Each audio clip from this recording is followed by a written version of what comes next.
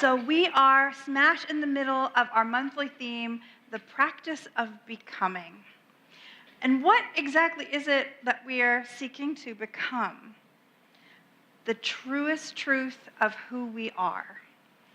It stems from this belief that there is a divine goodness at the core of each one of us, that place where we connect to the allness that is, whether we call that God or the divine or the beloved or just simply the way life is, that there's this energy that touches the heart of every single one of us and that we can open up to. And so our talk today is called Listening Beyond the Noise of the World. And perhaps the world doesn't seem noisy to you on the outside. I think for some of us, whether it's we're turning on the television or looking at our phones are full of noise, yes? This is me scrolling through TikToks. Or the noise of the opinions of our friends and neighbors. And then there's the noise on the inside of our own heads. It's just me, right? With the chatterbox in there talking about what it should be like and what it shouldn't be like and how I should have been and the thing I said or the thing I should have said or the thing I shouldn't have said. It's a little more likely that one than the others. And I suppose I'm not the only one that has found that underneath that noise, the noise of the out and the noise of the in, underneath all of that, there is a silence. And we catch glimpses of it, don't we? On a long walk out in nature, or doing that thing we'd love to do more than anything else, we catch a moment of that silence. And what if I were to say it is actually a part of our religion, as much as anything can be in a new thought following where we're all such individual and unique seekers, that in our founding documents, we are called to actively seek out that silence. Ernest Holmes said in The Science of Mind, page 351, for the three of you that always want the reference, we're surrounded by all sorts of vibrations, and if we wish to catch any of them distinctly, we must tune in. And you may have already cottoned on to the idea here that we're going to talk about meditation. And how convenient of practitioner Ralph to be providing us with a meditation workshop next week. Yeah. Talk about golden timing. So what is it that keeps us from truly listening to life? What is it that stops us from tuning in actively to that vibration? If there were only one answer, I could be done. We could do the offertory and I'll go home early. But because we are all so unique, there's 1,000,001 little things, right? And yet, the way in which we're all the same is we've all got some of them. Every single one of us. There's a whirlwind of inner and outer distractions. That TV, that phone, whatever's calling our attention, the problem at work, the worry inside, what our kids are doing, what our kids aren't doing, the opinions inside of us. What if I were to say all the things out there, yes, they're distracting, but the real distraction, the thing that keeps us from the silence, are those inner things. Our judgments, our opinions, reliving the thing that happened for the 79th time, only saying what you wish you'd said. Especially fun if that thing happened in 1988. I feel confident I'm not the only one that re-examines the timeline of events over decades to see just how it landed that way. And every single bit of that, my friends, every single bit of that I spend trying to recreate what simply was, is a distraction from my truth, is an interruption in the becoming of who I really am. And because I know I'm not terminally unique, the only one with this particular problem of retelling inner stories, I'm willing to bet that each one of you have something like that that operates in their field, interfering with each one of our ability to be who we truly are. Those are the blocks to spiritual clarity. And the good thing is, we have the capacity to change it. We can look at our false beliefs, our opinions, and what we know. It's not just me that thinks I know a lot, right? Oh, I know a lot. Oh, my husband's like cricking his neck over there. Like she knows a lot. And sometimes that thing that we think we know is the actual problem. Now, almost nobody ever comes to me and says, Reverend Lezli, I can't get clear in my mind because I can't let go of what I know. Maybe not ever. Instead, I can't be clear and open because I can't meditate. I tried. Twice. Or maybe 100 times. And you may have an inner hand going up inside you. Yeah, I run into trouble with meditation too. I get it. I hear, I can't do it. I can't make my mind be quiet. I can't make the monkey stop chattering. I can't do it. And this might feel familiar to you. Even if you're a really seasoned meditator now, you probably went through that period of time where you thought that the point of meditation is to sit in absolute uninterrupted silence, inner and outer, for like hours, generally in some sort of uncomfortable position, definitely a mudra, a position of your hands, right? And to commune wholly with the divine 100% of the time without ever having an interrupted thought. Yay, sure. And I've never done that. I've never sat through hours and not had an interrupting thought. I saw practitioner Bill raise his hand. Bill, who happily goes to week-long silent retreats and comes back and tells us the adventures he's had, has never had hours with an uninterrupted thought. So here's the thing about I can't do it. We're going to take a breath. The kids would say, I'm going to hold your hand while I tell you this. If you're doing anything, that's probably the problem. Because it's not about wrestling our minds into obedience and forcing it to be silent. I feel so peaceful right now. It's about allowing. It's about letting the thought wander through, noticing it, and saying, oh, I'm thinking again. Yeah, letting it go and return to the silence.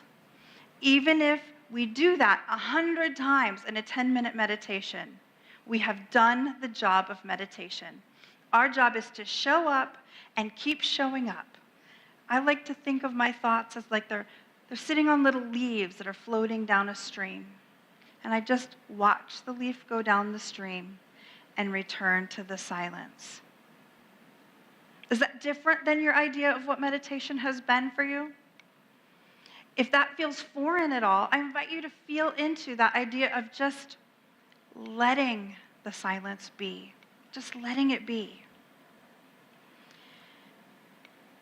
Silence is an active teacher to us, which is so interesting because to get there, we do nothing.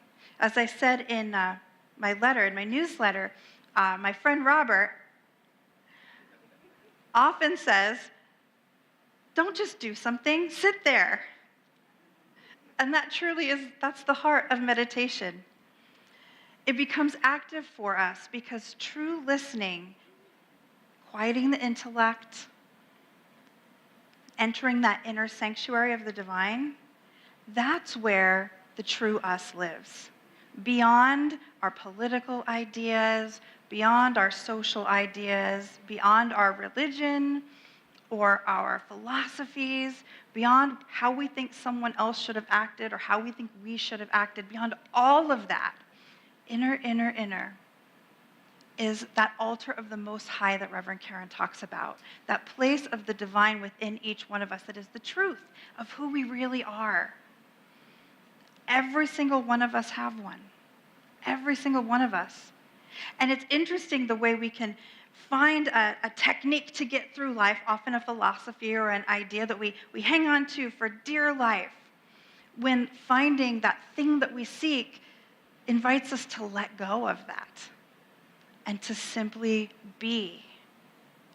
And the letting go allows silence to become an active teacher for us, because that's the space of inner growth. That's the place where we start to notice our conditioning, our patterns, the places in relationship with others where we hold on to what we know instead of opening up to love. It's good news that Steve let us know it's never too late to open up to that love. It's convenient to get that message in this moment, which is the only moment we ever really have. Because see, that one's already gone. And we're to this moment now. And in this moment, we can choose to let our own deep wisdom emerge, to open up to our own intuition, to notice that still small voice. Before I was a regular meditator, I would hear people talk about that still small voice. You hear that? It's talked about all the time, that still small voice of the one that everyone insisted was right here. Ooh, a lot of books I read sure talked about how it's right here. And I was just really sure that spirit, perfect spirit, missed one. Like I've gotten a different line that day. I got extra curly hair and no inner depth, maybe. But only when we let that silence ring through us can that stuff be heard. It's called a still, small voice for a reason. It can't outshout the news. It can't outshout whatever conflict I have going on with whatever beloved in my life. It can't outshout something that I did 7 months ago that I am still trying to track the who did what's and how and who said and how did this become such an issue. It can't. It can only speak if I lean into that silence you're going to recognize this one, until I be still and know. A concept that is biblical and also shows up in every other faith tradition I've ever studied. We talk about that golden thread of truth that runs between all faiths. This is one of them. That the highest, deepest truth is found right here in that access point to the infinite oneness, to the divine, to whatever your word for God, Spirit, the universe, the truth is. There is this man, his name is Gordon Hempton, and he is what's called an acoustic ecologist. He goes around into places of endangered nature, and he records what the environment sounds like, to catalog it and to study it. And he's thought to be one of the most profound understanders of silence, because his whole world is worked in the silence of humans, but the noise of nature. And he said this: silence is not about the absence of sound, but about the presence of everything. When we allow quiet, all that is makes itself known. No matter how long we listen, there will be something new, delightful to engage in nature. No matter how long we go inward to that still small place within, there will be something more delightful to learn about the divine and our role as an expression of the divine. Isn't that so wonderful? I used to want to get there. I just want to get there. I want to be spiritually evolved. I want to get there. It took me a really long time to understand that there's no there. There's no there. There's just the more and the more and the more and the more and the more and the more. And I find such delight in that now that I'm no longer seeking the finish line. So a beautiful thing happens if we allow the silence enough, if we choose to presence silence through active, regular practice. We find something deeper than the silence, and it's stillness, inner stillness. I'm a big Eckhart Tolle fan. I've read all of his books and I like to listen to his audio because there's something about his voice that just makes it really clear for me. I see heads nodding. Yeah, it's good stuff, right? And in one of his earlier books, I think it might be A New Earth, he talks about a story of this gal who lost a precious item. She believed it was stolen by someone that she trusted, and she couldn't get past it. She was burning with rage about this lost item. And he said, what would it be like if you were to just accept that it's gone forever? There's no getting it back. There's nothing that can be done if you were to accept that. And she sat in meditation on that for a while, and when he brought her out and asked her how she felt, she said, the anger's still there, the loss is still there, but there's a space around it. It doesn't consume me. And that is the stillness. That is the stillness. The stillness is the silence embodied. And if you hear, I would say twice a month at the New Vision Center about why we should all be meditating and how wonderful it is to meditate, and we implore you to consider meditating, it's because we felt the stillness. Not every day, all the time. I'm sure there are people that can get there, but if you've touched it, if you've tasted that stillness, you want everybody to have it. You want everybody to have that deep understanding of the truth of their own soul. There's a Zen story about, well, what are all the Zen stories about? There was a guy that had a question. I think that's the start of literally all of them. Right? I agree. And so he was worried all the time. He was never calm. He was never settled. He was either worrying about what he did in the past or worrying what's going to happen in the future. And he lived in this pristine mountain village where he could see the mountains and the mist would come down over the trees. And there was such beauty and such peace. And he knew he was missing it. Why couldn't he just be in this beauty and feel the peace? And so he went to the master, who had helped lots of the villagers with similar problems. And he said, Master, why can I not just be at peace in the stillness? I live in literal paradise. Why cannot be in peace, in joy, right here in the stillness? Please show me a way to quiet my thoughts. And the master said, you cannot force the wind to stop blowing, but you could choose to stand in a different place where you're sheltered and the gusts don't blow you over. And so the student said, okay, can you teach me how to stand somewhere else? So they began a training program of meditation together. And little by little, the man started to notice change. And one day the master set him on a nice flat rock next to a beautiful still pond. And he said, your lesson today is to sit and watch the pond.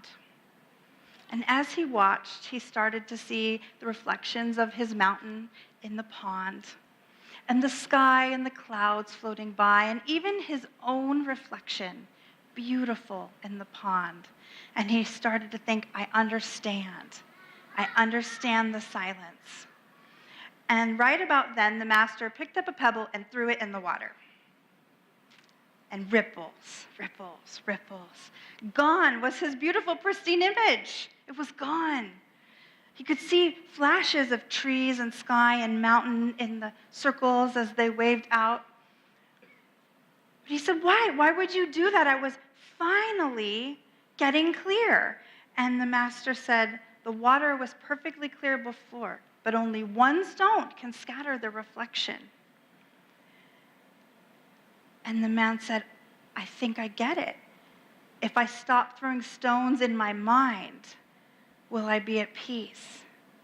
And the master said, yes, indeed. But remember, you are not always the one throwing the stone. Sometimes life hurls them at you. Sometimes old memories do. Sometimes your mind itself does. But stillness is not about controlling the entire world. It's about learning to let the water still again once it has been rippled. It's about letting the mind be clear again, no matter how many stones have been tossed. It's simply, oh yes, I'm meditating. Oh yes, I'm meditating. Over and over and over. And in that lies the peace. In that lies the stillness that creates the space that allows us to be tranquil even as the world throws stones.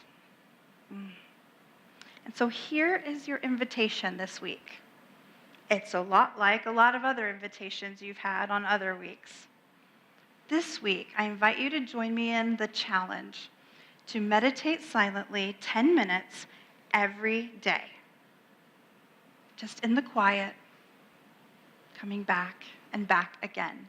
And if that's already less, if you already do more than that, I invite you to maybe extend your meditation time just a little bit, 5 minutes more, and see if you don't begin to feel that space. Are we in? Fantastic.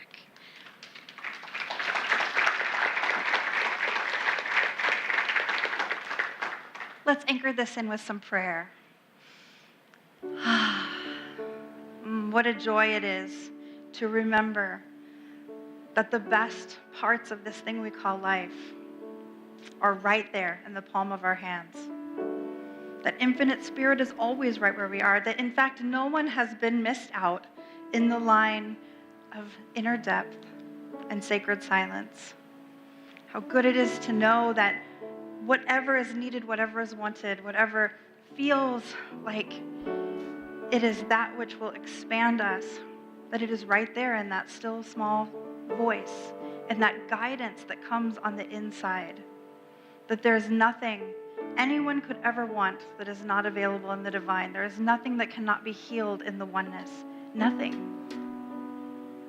That Christ consciousness, that unconditional love consciousness is always right where we are. And so grateful I am to know that every need, every heart that was carried into this sanctuary and this online sanctuary, that it is met right where each is with that loving, peaceful truth. I'm grateful to know that love indeed is revealing the power of love in and through and as each one of us. And in that gratitude, I just release this word, knowing it is already done. And we claim it together as we say, and so it is.